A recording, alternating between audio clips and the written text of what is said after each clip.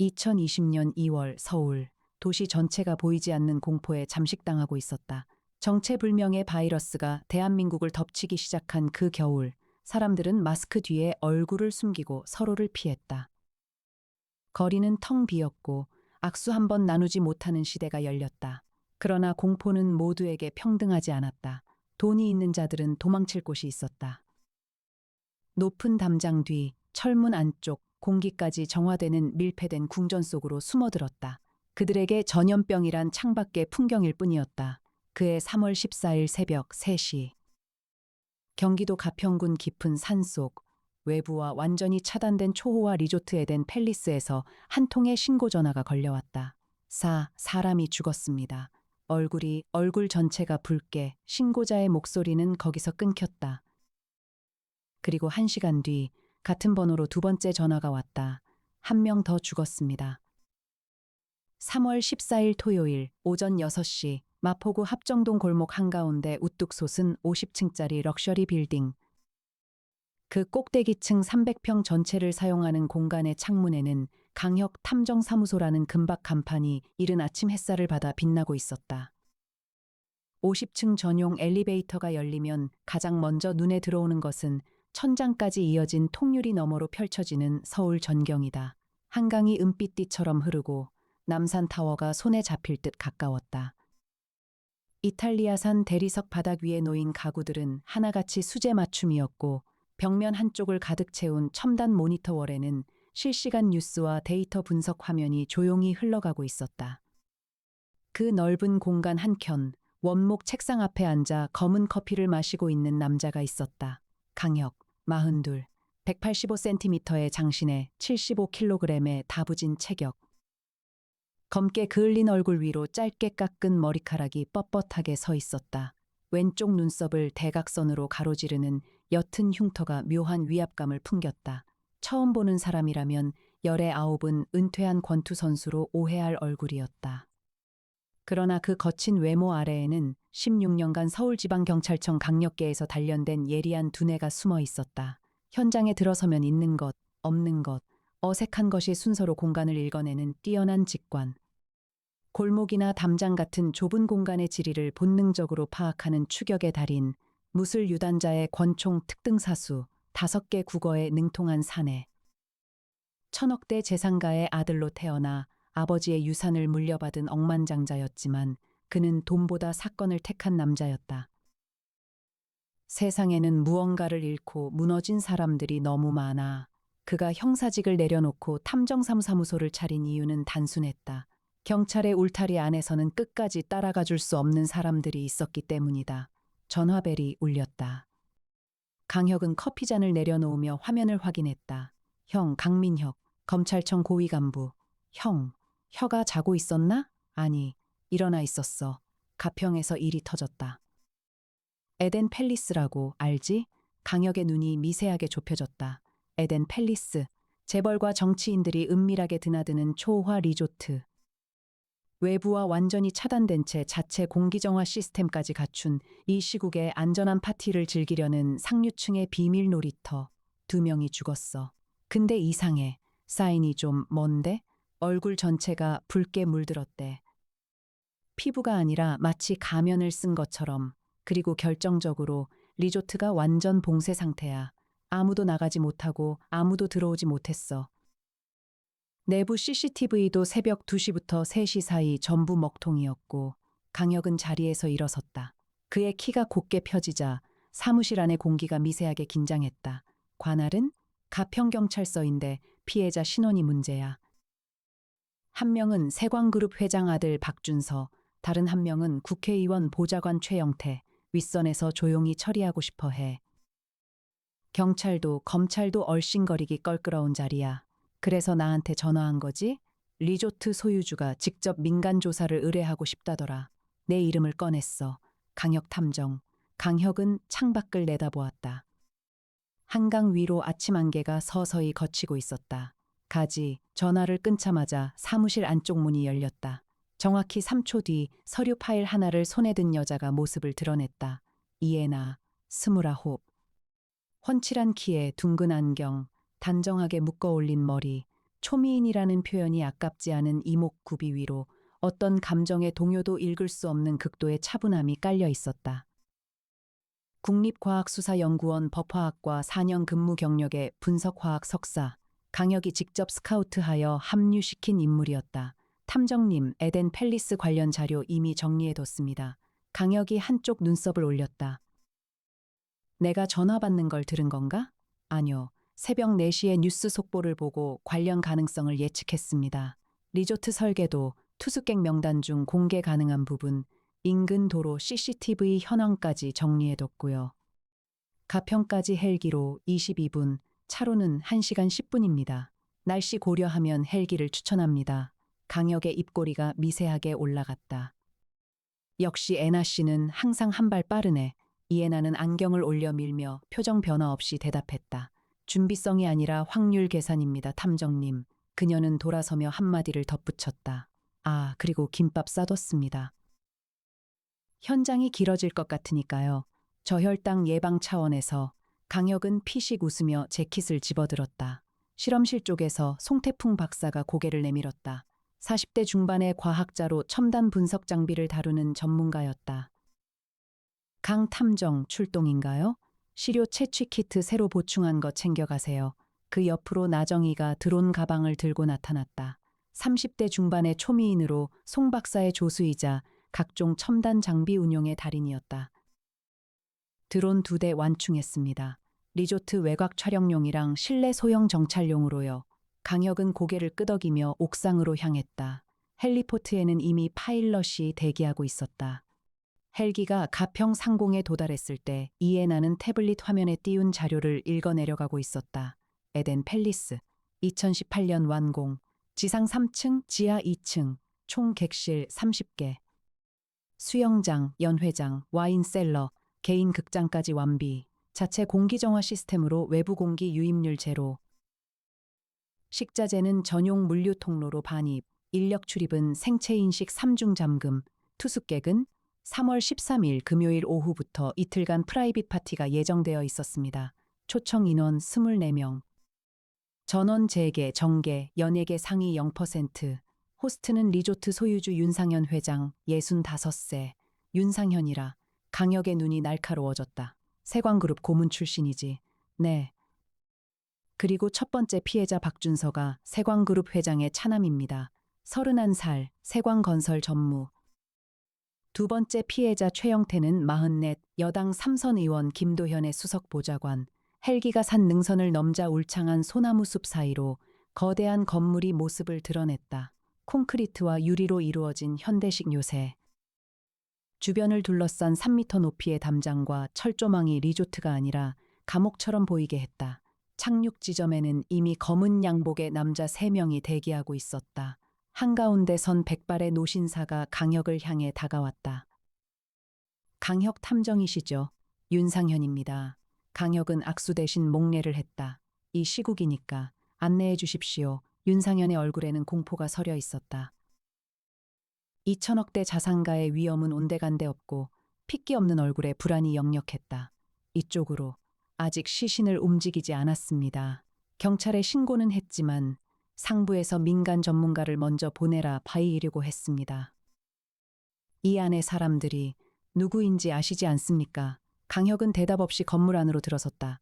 이에나가 그 뒤를 바짝 따랐다. 로비에 들어서자마자 강혁의 감각이 작동했다. 있는 것, 없는 것, 어색한 것. 있는 것, 대리석 바닥에 반사되는 샹들리에 불빛, 벽면의 르네상스 풍 유화들, 공기 중에 은은하게 퍼진 고급 디퓨저 향, 그리고 로비 소파에 옹기종기 모여앉아 불안한 눈빛을 교환하고 있는 22명의 생존자들. 없는 것, 직원들의 움직임, 평소라면 분주히 오갈 서비스 인력이 보이지 않았다. 그리고 소리, 이 넓은 공간이 무덤처럼 고요했다. 어색한 것, 22명 중 누구도 서로를 위로하거나 대화를 나누지 않았다. 각자 일정한 거리를 유지한 채 마치 서로가 감염원이라도 되는 것처럼 떨어져 있었다. 그리고 한 가지 더. 모든 사람이 얼굴 아래쪽을 가리는 화려한 가면을 쓰고 있었다. 파티의 테마가 감염무도회였던 것이다. 시신은 어디 있습니까? 윤상현이 2층으로 올라가는 계단을 가리켰다. 203호와 207호, 같은 복도입니다. 계단을 올라 복도에 들어서자 강혁의 발걸음이 멈췄다. 복도 카펫 위에 붉은 자국이 점점이 찍혀 있었다. 피가 아니었다. 손가락으로 살짝 문지르자 붉은 가루가 묻어났다. 안료입니다. 이에나가 즉시 소형 시료 채취 키트를 꺼내 샘플을 담았다. 육안으로는 산화철 계열 안료로 보이는데 정확한 성분은 실험실에서 확인해야 합니다. 203호 문 앞에 도착했다. 문은 반쯤 열려 있었다. 강혁이 안으로 들어섰다. 방 안은 최고급 스위트룸이었다. 킹사이즈 침대, 벽난로, 개인 자쿠지, 그리고 침대 위에 누운 한 구의 시신, 박준서 31살, 세광건설 전무, 그의 얼굴은 끔찍했다. 정확히 말하면 끔찍하게 아름다웠다. 얼굴 전체가 선명한 붉은색으로 물들어 있었는데 그것은 피부가 변색된 것이 아니라 마치 누군가가 정교하게 붉은 물감을 칠한 것 같았다. 눈두덩부터 턱선까지, 이마부터 귀 뒤까지 빈틈없이 균일하게.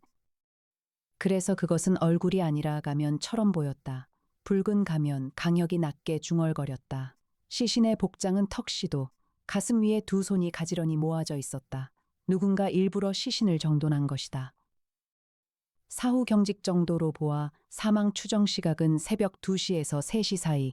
이에나가 장갑을 낀 손으로 시신의 손목을 짚으며 말했다. 외상은 없어 보입니다. 표피의 붉은 물질은 외부에서 도포된 것으로 보이고 실제 사인은 부검 전까지 단정 못하지만 그녀가 시신의 입을 살짝 벌렸다. 혀와 잇몸이 검푸르게 변색되어 있었다. 청색증. 독극물 가능성이 높습니다, 탐정님. 강혁은 방 안을 천천히 둘러보았다. 침대 옆 테이블에 와인잔 하나, 잔 안에 소량의 적색 액체가 남아 있었다. 강혁은 잔의 코를 가까이 대지 않았다. 대신 이에나를 돌아보았다. 이것도 채취해도 이미 하고 있습니다. 207호의 상황은 거의 동일했다. 최영태, 44, 역시 턱시도 차림에 얼굴 전체가 붉은 물질로 뒤덮여 있었고 침대 위에 두 손 모아 누운 자세, 와인잔 하나. 청색증, 동일범의 소행이야. 의식적이고 연극적이야. 강혁이 복도로 나오며 말했다. 범인은 이 안에 있어. 완전히 봉쇄된 상태에서 벌어진 일이니까. 이에나가 태블릿을 열며 물었다. 그런데 탐정님, 한 가지 이상한 점이 있습니다. 뭔데? CCTV가 먹통이 된 시간은 새벽 2시부터 3시, 정확히 1시간입니다. 그런데 이 리조트의 보안 시스템은 독립 서버에 물려 있어요. 외부 해킹이 아니라 내부에서 물리적으로 차단하지 않으면 끊을 수 없는 구조입니다. 서버실은 지하 2층, 생체인식으로 출입 제한, 출입 기록은 이에나가 화면을 넘기며 눈을 가늘게 떴다. 그게 3월 13일 오후 11시 47분 마지막 출입자, 윤상현 회장 본인입니다. 강혁의 시선이 날카로워졌다. 윤상현, 이 리조트의 주인이자 파티의 호스트. CCTV가 꺼지기 2시간 전에 서버실에 들어간 사람, 흥미롭군. 로비로 내려온 강혁은 22명의 생존자들 앞에 섰다.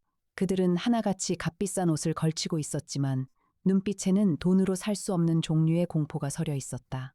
강혁이 입을 열었다. 저는 강혁 탐정입니다. 여러분 중 누군가가 두 사람을 죽였습니다. 공기가 얼어붙었다. 혹은 여러분 모두가 알고 있을 수도 있습니다. 무엇이 진실이든 이 건물 밖으로 나가기 전에 밝혀낼 것입니다. 한 남자가 벌떡 일어섰다. 50대 초반, 회색 머리에 날카로운 인상. 당신이 뭔데 우리를 가둬두는 거요? 나는 현직 국회의원이야. 김도현 의원. 강혁이 차분하게 말했다. 죽은 최영태가 당신의 수석 보좌관이었죠.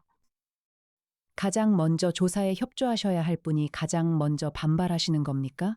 김도현의 얼굴이 붉어졌다가 창백해졌다. 자, 저는 물론 협조하겠소. 하지만 절차는 제가 정합니다. 강혁의 목소리는 낮았지만 그 안에 담긴 무게감은 방 전체를 눌렀다. 이곳에서 일어난 일은 밀실 살인입니다.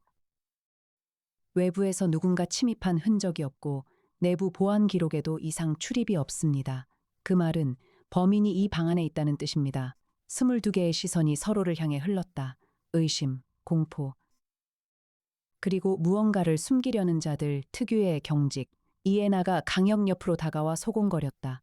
탐정님, 투숙객 명단 확인했습니다. 흥미로운 점이 있어요. 24명 중 사망자 2명을 제외한 22명 가운데 세관그룹 관계자가 5, 김도연 의원 측 인사가 3, 그리고 나머지는 연예인, 의사, 변호사, 사업가들인데 한 명이 명단에 없습니다. 명단에 없다? 윤상현 회장이 직접 초청한 24명 외에 한 명이 더 있습니다. 파티 당일 오후 늦게 추가된 인원, 이름은 서진우, 36세, 직업 미상, 강혁의 눈이 번뜩였다. 그 사람 어디 있어? 이에나가 로비를 한 바퀴 둘러보더니 고개를 저었다. 여기엔 없습니다. 강혁이 윤상현에게 돌아섰다. 서진우라는 사람 누구입니까?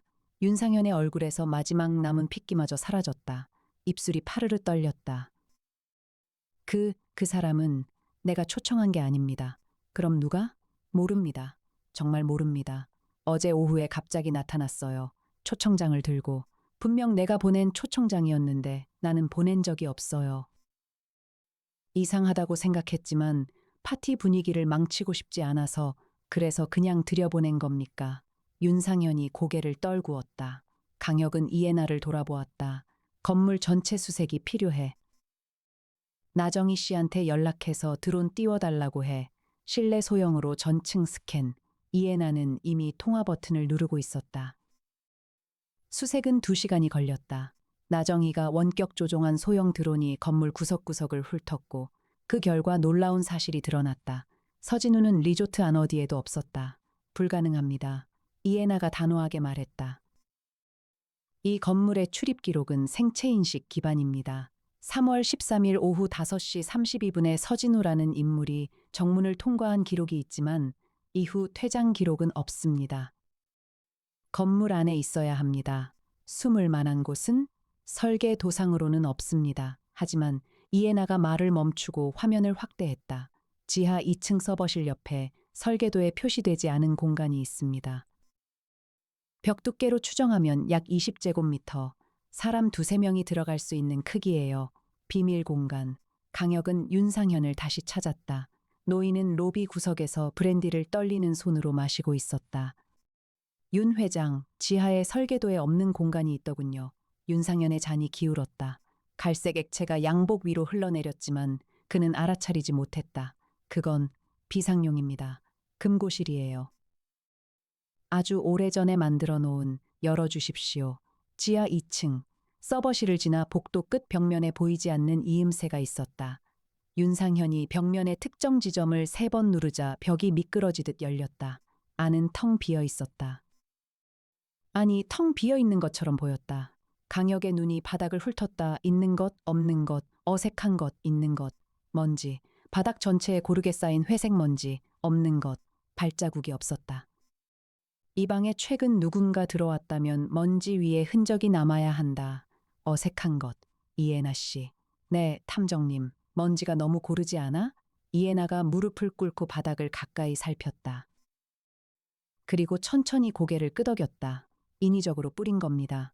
먼지 입자의 크기가 균일해요. 자연 퇴적이라면 벽 근처와 중앙의 분포가 달라야 하는데 이건 마치 채로 걸은 것처럼 고릅니다. 누군가 이 방에 들어왔다가 나가면서 흔적을 지우고 먼지를 뿌려 위장한 거야. 강혁은 방안을 천천히 걸었다. 벽면을 손끝으로 짚어가며 그러다 한쪽 벽에서 멈췄다. 미세한 외풍, 공기의 흐름이 있었다. 여기 또 다른 출구가 있어. 이에나가 벽면을 분석했다. 패널 하나를 밀자 비좁은 통로가 나타났다. 성인 한 명이 겨우 지나갈 수 있는 폭. 이 통로는 설계도에 없습니다. 어디로 이어지는지 확인해야 해. 강혁이 먼저 들어섰다. 이에나가 소형 손전등을 켜고 뒤따랐다. 통로는 약 30m 정도 이어지다가 금속 사다리로 연결되었고 사다리 위에는 맨홀 뚜껑 같은 것이 있었다. 강혁이 뚜껑을 밀어 올렸다. 바깥이었다. 리조트 담장 밖 소나무 숲 한가운데. 탈출 통로야. 강혁이 차가운 공기를 들이마시며 말했다. 서진우라는 인물은 이 통로로 빠져나간 거야. 2사람을 죽이고 이에나가 통로 입구 주변의 흙바닥을 살폈다. 발자국이 있습니다. 사이즈 270. 남성. 그리고 그녀가 흙 위에 무언가를 집어 올렸다. 작은 카드 한 장. 탐정님, 이것 보세요. 카드는 검은색 바탕에 붉은 글씨로 한 줄이 적혀 있었다. 그리고 어둠과 붉은 죽음이 만물 위에 끝없는 지배력을 휘둘렀다. 강혁의 눈이 가늘어졌다. 에드거 앨런 포, 붉은 죽음에 가면. 이에나가 고개를 끄덕였다. 범인이 남긴 메시지입니다. 의도적으로. 이건 단순한 살인이 아니야. 강혁이 카드를 이에나에게 건네며 말했다. 연출이야. 공연이야. 범인은 우리에게 보여주고 싶은 게 있어. 사무소로 돌아온 것은 오후 2시. 송태풍 박사가 시료 분석에 착수했고 이에나는 서진우라는 인물의 신원을 추적하기 시작했다. 강혁은 형에게 전화했다. 형, 서진우라는 이름으로 검찰 데이터베이스 좀 뒤져줄 수 있어? 서진우? 잠깐만, 키보드 치는 소리가 들렸다. 서진우, 36, 없는데? 주민등록번호 자체가 존재하지 않아.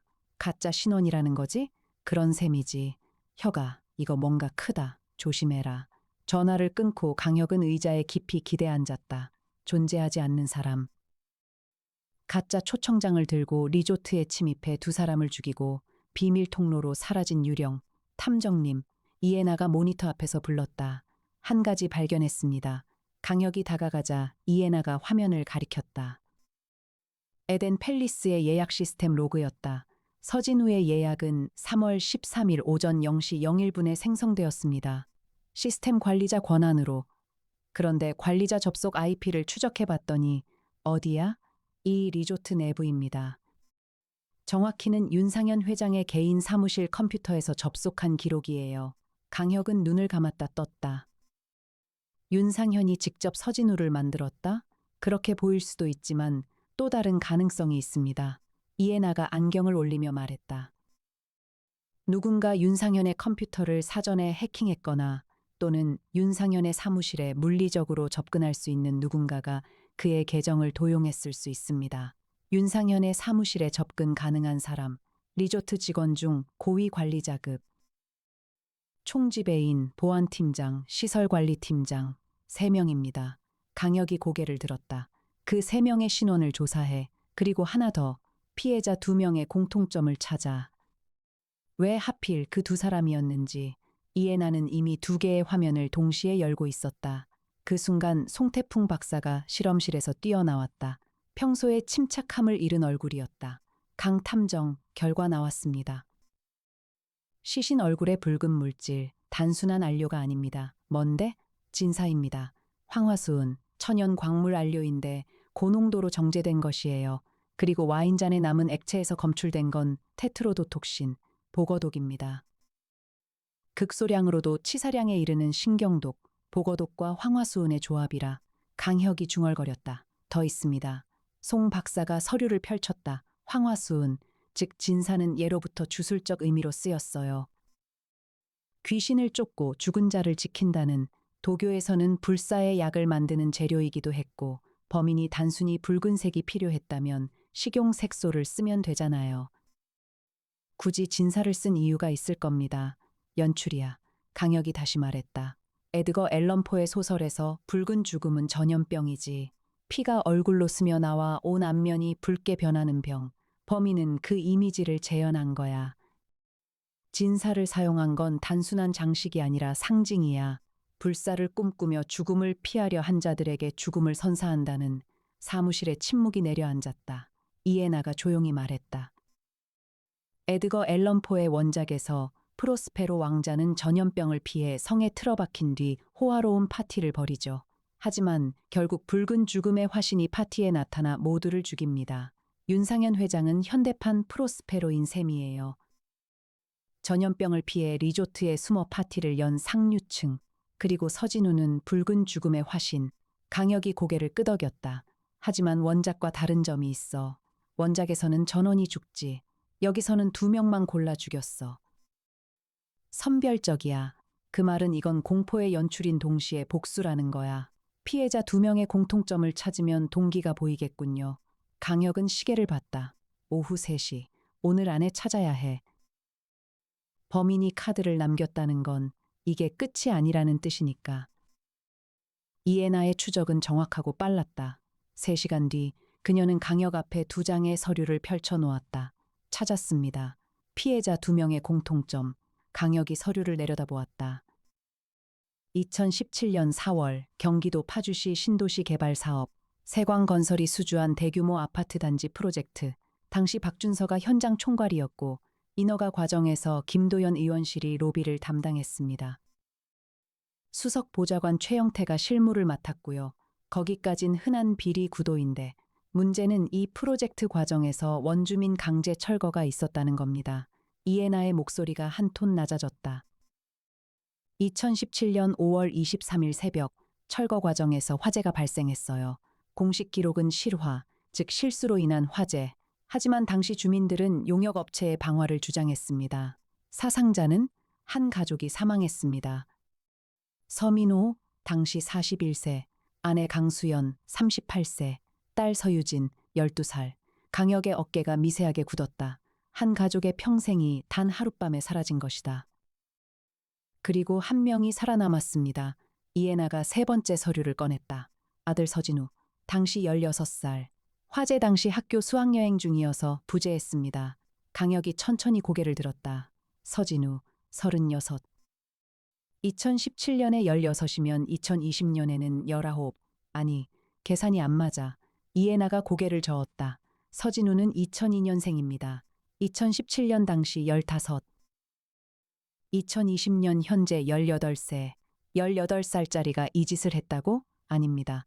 이해나가 화면을 전환했다. 서진우는 2018년에 사망했습니다. 가족을 잃은 지 1년 만에 한강에서 투신. 유서에는 아무도 처벌받지 않았다고만 적혀 있었습니다. 침묵. 강역은 눈을 감았다. 16살 소년이 하룻밤 사이에 가족을 잃고 1년 동안 정의를 구했지만 아무 일도 일어나지 않았고 결국 스스로 목숨을 끊었다. 그리고 2년 뒤 그의 이름이 유령처럼 나타나 복수를 시작했다. 그렇다면 범인은 서진우가 아니라 서진우의 이름을 빌린 누군가야? 네, 서진우의 죽음에 분노한 누군가, 가족이거나 연인이거나 또는 같은 사건의 피해자거나. 강혁이 눈을 떴다. 서민호 가족 외에 그 화재로 피해를 입은 사람이 더 있어? 이해나가 끄덕였다. 당시 같은 건물에 살던 주민 12가구가 이재민이 되었습니다. 그중 한 가구, 이웃집에 살던 청년 하나가 서민호 가족을 구하려다 중화상을 입었어요.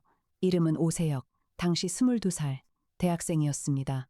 지금은 2018년 이후 행적이 사라집니다. 주소지 변경, 직장 기록, 의료 기록 모두 공백, 마치 존재를 지운 것처럼. 강혁은 자리에서 일어섰다. 찾아야 해. 오세혁이 서진우의 가면을 쓴 거야. 그때 강혁의 전화가 울렸다. 형, 강민혁. 형, 혀가 큰일이다. 에덴 팰리스에서 세 번째 시신이 발견됐어. 강혁의 얼굴이 굳었다. 누구? 리조트 보안팀장 정혜수. 지하 주차장에서 발견됐는데 역시 얼굴에 붉은 물질이. 정혜수. 이해나가 즉시 반응했다. 아까 말한 3명 중 하나. 윤상현 사무실에 접근 가능한 인물. 형, 우리가 리조트를 떠난 게 불과 몇 시간 전이야. 범인이 아직 리조트 안에 있다는 거 아닌가? 그렇게 보여. 가평 경찰이 지금 진입하고 있어. 근데 혀가, 너도 알겠지만 이건 내 관할이 아니야. 조심해라. 알았어. 근데 형, 2017년 파주 신도시 강제 철거 화재 사건 수사기록 보내줘. 검찰 보관분으로. 알겠다. 전화가 끊겼다. 강혁은 이해나를 바라보았다. 다시 가야 해. 이해나는 이미 헬기 호출 버튼을 누르고 있었다. 김밥 더 쌀까요? 강혁은 웃지 않았다. 세 번째 시신, 범인은 아직 끝내지 않았다. 에덴 팰리스에 다시 도착한 것은 밤 8시. 리조트는 이제 공식적으로 경찰 통제하에 있었지만 강민혁의 영향력으로 강혁은 자유롭게 출입할 수 있었다. 세 번째 피해자자 정혜수의 시신은 지하 주차장 구석, 자신의 차량 뒷좌석에서 발견되었다. 역시 얼굴 전체에 진사가 도포되어 있었고 와인잔은 없었지만 입안에서 같은 독극물이 검출될 것이 분명했다. 강혁은 시신 주변을 살피다가 한 가지를 발견했다. 정혜수의 주머니에서 나온 물건, 낡은 사진 한 장, 사진 속에는 철거 현장이 찍혀 있었다. 포크레인과 용역업체 인부들, 그리고 그 앞에서 필사적으로 막아서는 주민들. 사진 뒷면에는 날짜가 적혀 있었다. 2017년 5월 22일, 화재가 나기 하루 전, 정혜수, 이해나가 태블릿을 두드리며 말했다. 2017년 당시 세광건설 현장 보안팀 소속이었습니다. 철거 현장 경비를 담당했어요. 세광건설에서 이 리조트 보안팀장으로 자리를 옮긴 거야. 윤상현이 세광그룹 고문 출신이니까 인맥으로 데려온 거지. 퍼즐이 맞춰지고 있었다. 박준서는 철거 현장 총괄, 최영태는 인허가 로비 실무자, 정혜수는 현장 보안, 모두 2017년 파주 비극의 직접적 관계자들이었다. 그렇다면 다음 타깃은 이해나가 말을 이었다. 철거를 지시한 최종 결정권자, 세광그룹 회장 본인이거나 김도현 의원이거나 또는 윤상현, 강혁이 말했다. 세광그룹 고문으로서 개발 사업 전체를 기획한 사람, 이 리조트의 주인, 프로스페로 왕자, 강혁은 로비로 올라갔다. 생존자들은 이제 경찰의 보호 아래 있었지만 얼굴의 공포는 오히려 더 깊어져 있었다. 윤상현을 찾았다. 노인은 3층 자신의 스위트에 틀어박혀 있었다. 문을 열자 안에서 브랜디 냄새가 진하게 풍겼다. 윤 회장, 또 죽었다며? 윤상현의 눈이 충혈되어 있었다. 정혜수가? 그 다음은 나야, 그렇지? 다 알아. 2017년 파주건, 그때 일이 돌아온 거지. 강혁은 노인 앞에 앉았다. 전부 말씀하십시오. 그날 밤 무슨 일이 있었는지. 윤상현의 눈에서 눈물이 흘러내렸다. 70평생 쌓아올린 부와 권력 뒤에 숨겨둔 비밀이 마침내 무너지는 순간이었다. 화재는 실화가 아니었어. 용역업체가 독단적으로 한 일이라고 했지만 사실은 내가 지시했어. 주민들이 끝까지 안 나가니까 겁을 주라고 했어. 진짜로 태울 생각은 아니었어. 그런데 바람이 불어서 노인의 어깨가 떨렸다. 가족 셋이 죽었어. 아이까지. 12살짜리 아이까지. 강혁은 말없이 들었다. 주먹이 꽉 쥐어졌지만 표정은 변하지 않았다. 그래서 덮었습니까? 박준서가 현장을 정리했고 최영태가 수사를 막았고 정혜수가 증거를 없앴어. 나는 금고에서 돈을 꺼내 모든 입을 막았어. 서민호 가족 외에 이웃집 청년이 구조하러 들어갔다가 중화상을 입었습니다. 오세혁이라는 이름 기억하십니까? 윤상현이 고개를 들었다.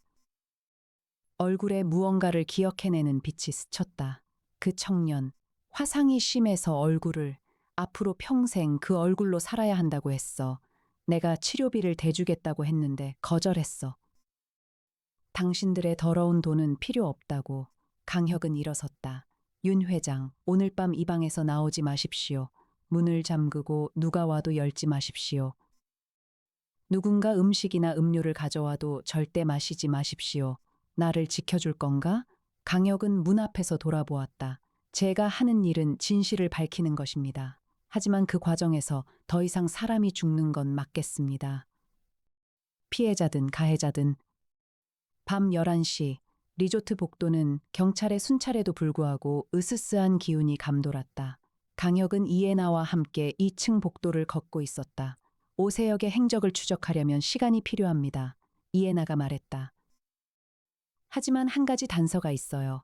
오세혁은 화상 치료를 위해 2018년까지 서울대 병원에 입원 기록이 있습니다.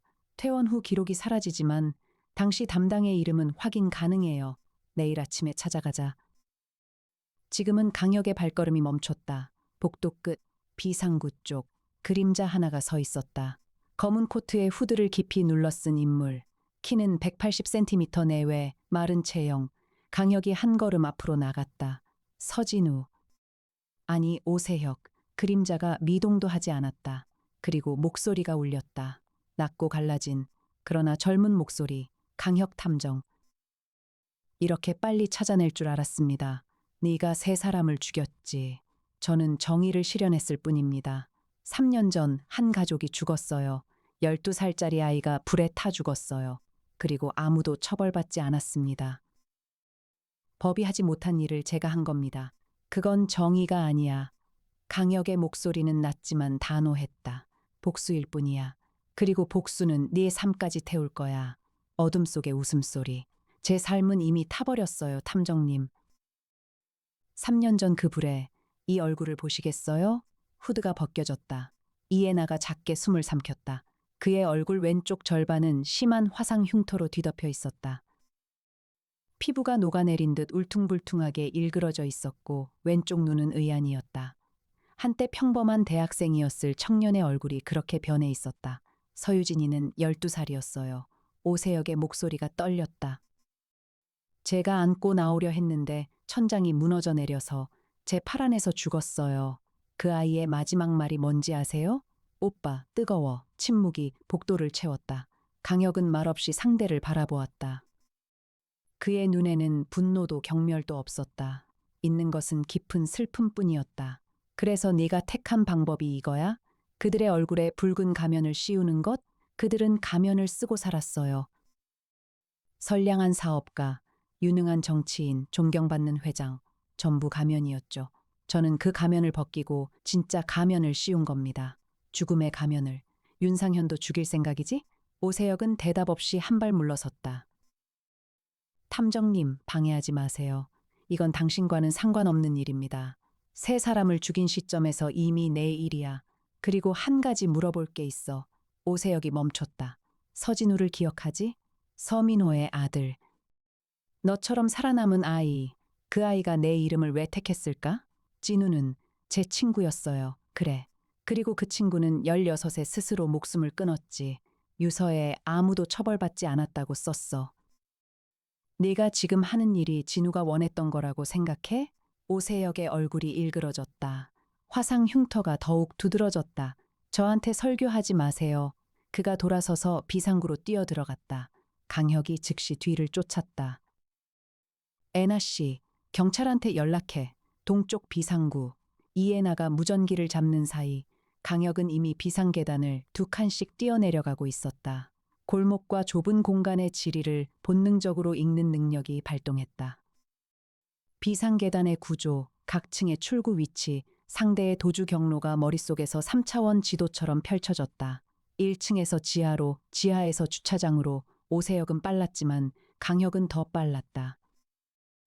주차장 기둥 뒤에서 그를 따라잡을 수 있었다.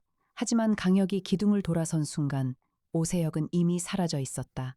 그 자리에는 붉은 카드 한 장만이 바닥에 놓여 있었다. 마지막 방은 검은색이었고 그 안에서 시계가 울렸다. 강혁은 카드를 집어들었다. 에드거 앨런 포의 원작에서 프로스페로 왕자의 성에는 7개의 방이 있었다.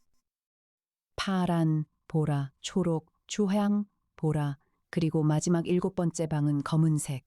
그 안에 거대한 흑단 시계가 있었고 매시 정각 시계가 울리면 모든 사람이 멈춰 섰다. 마지막 방, 검은 방, 강혁이 중얼거렸다. 시간을 예고하고 있어. 마지막 살인의 시간. 새벽 0시, 이에나가 강혁 곁으로 돌아왔다. 경찰이 리조트 전체를 수색했지만 발견하지 못했습니다. 아마 또 비밀 통로를 이용한 것 같아요. 이 건물에 비밀 통로가 몇 개나 있는 거야. 설계도에 없는 공간이 최소 3곳 더 있을 수 있다고 나정희 씨가 분석했습니다. 드론 열화상 촬영으로 벽 뒤 빈 공간을 탐지했어요.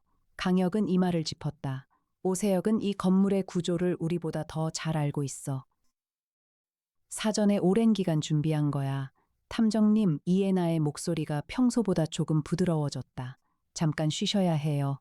벌써 20시간째 움직이고 계잖아요. 쉴 수 없어. 다음 카드의 의미를 풀어야 해.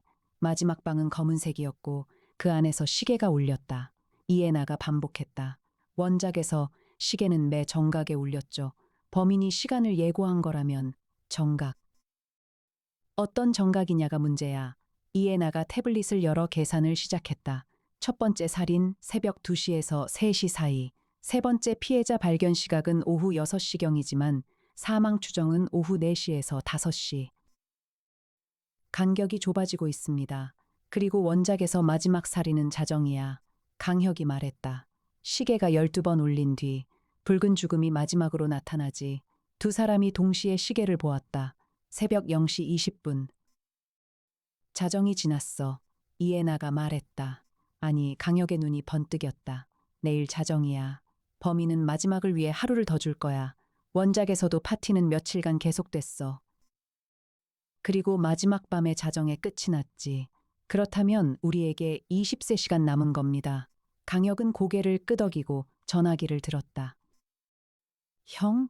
혀가 이 시간에 왜? 파주 화재 사건 수사 기록 봤어? 보내줬잖아. 이메일 확인해봐. 고마워, 형.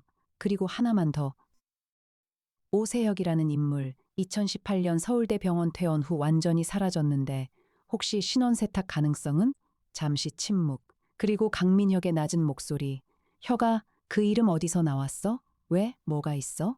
오세혁. 2019년에 검찰 공익 제보로 들어온 적 있어. 파주 사건 관련 증거를 가지고 왔는데 당시 담당 검사가 묵살했어. 강혁의 눈이 어두워졌다. 묵살한 이유가 뭔데? 세광그룹 고문 윤상현이 압력을 넣었어. 당시 담당 검사는 지금 판사로 갔고, 혀가 이건 좀 복잡해, 알아. 법이 외면했으니까 오세혁은 스스로 법이 된 거야. 전화를 끊고 강혁은 깊은 한숨을 내쉬었다. 이해나가 조용히 커피를 건넸다. 탐정님. 한 가지 여쭤도 될까요? 뭔데? 오세혁을 잡으면 그 다음은 어떻게 되는 건가요? 강혁은 커피를 한 모금 마시고 창밖을 보았다. 산 너머로 아직 동이 트지 않은 어둠이 깔려 있었다. 재판을 받겠지. 살인죄, 중형이 나올 거야. 하지만 윤상현도 처벌받아야 하지 않나요? 방화교사, 증거인멸, 공무방해, 당연하지. 윤상현도 반드시 법 앞에 세울 거야. 오세혁을 잡는 것과 윤상현을 처벌하는 것, 둘 다 해야 해. 한쪽만 하면 정의가 아니니까. 이해나는 안경 너머로 강혁을 바라보았다. 그의 프로필이 어두운 창문에 비쳤다. 흉터가 있는 눈썹, 단단한 턱선, 피로가 서린 눈, 그 안에 담긴 묵직한 신념이 보였다. 탐정님은 늘 그렇게 양쪽 모두를 생각하시는군요. 강혁이 돌아보았다. 양쪽이 아니야, 애나 씨. 한쪽이야, 피해자 쪽. 서민호 가족, 서진우, 그리고 오세혁. 그들 모두 피해자야. 윤상현의 피해자. 동시에 오세혁은 가해자이기도 하지. 그 복잡한 진실을 있는 그대로 세상에 내놓는 게 내 일이야. 이해나는 고개를 돌렸다. 안경 렌즈에 맺힌 작은 빛이 흔들렸지만 그것이 감정 때문인지 조명 때문인지는 알 수 없었다. 3월 15일, 일요일. 하루 종일 강혁과 이해나는 리조트를 샅샅이 뒤졌다. 나정희의 드론이 열화상으로 벽 뒤 공간을 탐지했고 송태풍 박사가 원격으로 분석 결과를 전송했다. 오후 6시. 드디어 결정적 단서가 나왔다. 나정희가 보낸 드론 영상. 리조트 3층 동쪽 끝, 연회장 뒤편 벽 속에 사람 한 명이 웅크린 열 반응이 포착되었다. 거기 있었어. 강혁이 말했다. 벽 속에 숨어서 밤을 기다리고 있는 거야. 지금 돌입할까요? 이해나가 물었다. 강혁은 생각했다. 지금 벽을 뜯으면 오세혁을 잡을 수 있다. 하지만 그는 독극물을 가지고 있다. 몰리면 스스로 목숨을 끊을 가능성이 있었다. 아니, 기다려. 탐정님? 오세혁이 원하는 건 윤상현이야. 자정의 마지막을 끝내려 하겠지. 우리가 먼저 윤상현을 안전한 곳으로 빼고 대신 함정을 놓을 거야. 이해나가 강혁의 의도를 읽었다. 윤상현 방에 미끼를 두고 범인이 나타나길 기다린다? 맞아. 근데 단순한 함정이 아니야. 오세혁을 살려서 잡아야 해. 그래야 그의 증언으로 윤상현을 법정에 세울 수 있어. 이해나의 눈이 미세하게 커졌다. 오세혁의 복수를 막으면서 동시에 오세혁을 이용해서 윤상현을 처벌한다? 이용이 아니야. 오세혁이 3년간 모은 증거가 있을 거야. 검찰에 제보할 때도 증거를 가져갔다고 했잖아. 그게 아직 있을 거야. 밤 10시. 윤상현은 경찰 호송으로 리조트 밖 안전가옥으로 이동했다. 그의 스위트룸에는 비슷한 체형의 경찰관이 침대에 누웠고 문 밖에는 강혁이 대기했다. 이해나는 3층 연회장 입구에서 소형 카메라와 음향 장비를 설치했다. 벽 속에 오세혁이 움직이면 즉시 포착할 수 있도록. 밤 11시 45분, 벽 속에서 미세한 움직임이 감지되었다. 11시 50분, 연회장 벽면 패널이 소리 없이 밀려나며 검은 그림자가 빠져나왔다. 11시 55분, 그림자는 3층 복도를 따라 윤상현의 방을 향해 이동했다. 11시 58분, 그림자가 윤상현의 방 앞에 섰다. 강혁은 복도 끝 어둠 속에서 숨을 죽이고 있었다. 이해나는 반대쪽 끝에서 무전기를 손에 쥔 채 대기. 오세혁이 방문을 열었다. 안으로 한 발 들여놓는 순간 강혁이 움직였다. 빛보다 빠르게 복도를 가로질러 문 앞에 도달. 오세혁의 손목을 잡아 비틀며 제압 자세로 들어갔다. 오세혁이 반응했다. 예상보다 빨랐다. 왼손에 들린 소형 병이 강혁의 얼굴을 향해 흔들렸다. 독극물. 강혁은 고개를 젖히며 상대의 왼손을 차올려 병을 날렸다. 유리병이 공중으로 튀어올라 카펫 위에 떨어졌다. 이에나가 번개처럼 달려와 병을 회수했다. 오세혁은 발버둥 쳤지만 무술 유단자 강혁의 관절기 앞에서는 속수무책이었다. 순식간에 바닥에 제압당했다. 끝났어. 강혁이 낮게 말했다. 자정 0시 정각. 어딘가에서 시계가 12번 울렸다. 오래된 괴종시계. 연회장에 걸린 골동품이었다. 오세혁은 바닥에 엎드린 채 웃었다. 울면서 웃었다. 늦었어요, 탐정님. 이미 끝났어요. 강혁의 눈이 커졌다. 무슨 소리야? 윤상현은 제가 직접 죽이려 한 게 아니에요. 이미 죽었을 겁니다. 뭐? 이에나가 즉시 무전기를 잡았다. 안전가옥 확인, 윤상현 회장 상태 확인, 30초의 침묵, 그리고 무전에서 돌아온 목소리. 이상 없습니다. 윤상현 회장 수면 중, 호흡 정상. 오세혁의 얼굴에 당혹스러움이 스쳤다. 강혁이 그를 바라보며 말했다. 네가 윤상현의 음식에 미리 독을 넣어뒀다는 거지? 시간 지연형 독극물? 오세혁은 대답하지 않았다. 하지만 그 침묵이 대답이었다. 강혁이 이에나를 보았다. 안전가옥에 있는 윤상현의 음식과 음료 전부 수거하라고 전해. 아무것도 먹지 마시지 못하게. 그리고 즉시 혈액 검사. 이에나가 신속하게 전달했다. 30분 뒤 결과가 왔다. 윤상현이 리조트에서 마시던 브랜디 병에서 미량의 테트로도톡신이 검출. 농도로부와 서서히 축적되어 24시간 내에 치사량에 도달하도록 설계된 것이었다. 이미 섭취한 양은 치사량에 미치지 못했고 해독 치료로 충분히 살릴 수 있었다. 강혁은 오세혁 앞에 무릎을 꿇고 눈높이를 맞췄다. 윤상현은 안 죽어. 내 계획은 실패했어. 오세혁의 눈에서 눈물이 흘렀다. 왜 그 인간을 살리는 거야? 3명이나 죽였잖아. 가족을, 아이를. 법이 할 거야. 이번에는 법이? 오세혁이 비웃었다. 법이 뭘 했어요? 3년 전에도 2년 전에도 법은 아무것도 안 했잖아요. 강혁이 주머니에서 무언가를 꺼냈다. 오래된 사진 한 장. 강혁이 형사 시절 간직해온 것. 나도 알아. 법이 완벽하지 않다는 거. 형사 16년 동안 숱하게 봤어. 돈이면 무죄가 되는 세상. 권력이면 덮이는 진실. 수없이 분했고 수없이 무력했어. 그의 목소리가 낮아졌다. 하지만 네가 3사람을 죽인 순간 넌 정의에서 한 발짝 멀어졌어. 이제 윤상현은 피해자가 될 수도 있어. 네가 피고인석에 앉는 동안 그는 피해자 코스프레를 할 거야. 그게 네가 원한 결말이야? 오세혁의 울음이 멈췄다. 그의 한쪽 눈, 성 한쪽 눈이 강혁을 똑바로 보았다. 그럼 어떻게 해야 했어요? 강혁은 대답하지 않았다. 할 수 있는 대답이 없었기 때문이다. 대신 한 가지를 물었다. 증거. 네가 3년간 모은 증거 어디 있어? 오세혁이 잠시 침묵한 뒤 입을 열었다. 통로 안에, 방수 가방에 넣어뒀어요. 녹음 파일, 문서, 사진, 전부. 3월 16일 월요일 동이 텄다. 오세혁은 체포되어 가평경찰서로 이송되었다. 그의 비밀 통로에서 발견된 방수 가방 안에는 3년간의 집요한 추적 결과물이 담겨 있었다. 윤상현의 방화 지시를 증명하는 녹음 파일. 박준서의 현장 은폐 지시 문서, 최영태가 경찰 수사를 막은 통화 기록, 정혜수가 증거물을 소각한 장면의 몰래카메라 영상. 강혁은 그 모든 자료를 형 강민혁에게 전달했다. 형, 이거면 돼? 강민혁은 서류를 넘기며 입술을 깨물었다. 충분하고도 남아. 혀가 이거 대단한 양이다. 이 청년이 혼자 3년간 이걸 모았어? 응. 복수 대신 이 증거만 세상에 내놨으면. 그러게. 강민혁이 한숨을 내쉬었다. 내가 직접 기소 준비할게. 윤상현 이번에는 못 빠져나가. 일주일 뒤.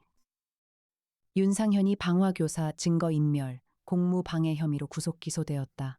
김도현 의원도 직권남용과 뇌물수수로 수사를 받게 되었다. 뉴스는 연일 이 사건을 보도했다. 붉은 죽음에 가면 사건이라는 이름이 붙었다. 오세혁은 살인 혐의로 재판에 넘겨졌다. 강혁은 재판 전 접견을 요청하여 한 가지를 전했다. 내가 모은 증거 덕분에 윤상현이 기소됐어.